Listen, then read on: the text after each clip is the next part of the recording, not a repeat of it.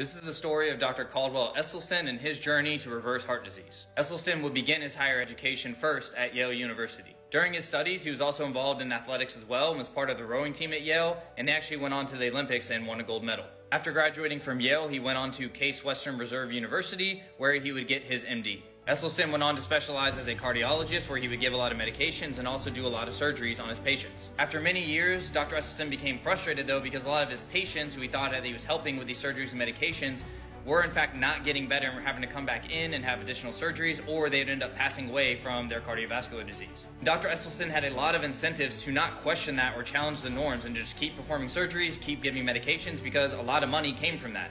But over time, it really ate away at him, and he started to ponder if there was a way to address the root causes of this disease rather than just treating the symptoms. And it was during this time that he and other physicians were doing a lot of research and looking into other places in other countries that didn't have as high of rates of cardiovascular disease as in the United States, and they started to look at the underlying potential reasons for why that might be the case. And after years of hard work and research, a lot of these physicians and scientists started to find that diet may be a key link and factor into why other places don't have cardiovascular disease to the degree that America does. This gave Dr. Esselstyn newfound hope, as this might be a tool in order to address the core cause of cardiovascular disease in his patients. Patients who stuck with his diet over many years found that it not only treated cardiovascular disease, but it also reversed very severe cases of cardiovascular disease, which was groundbreaking at the time. It was at this time that Dr. Esselstyn really found good evidence for what he was looking for. Something that, instead of putting stents in that would artificially keep the veins or arteries open or giving blood thinning medications,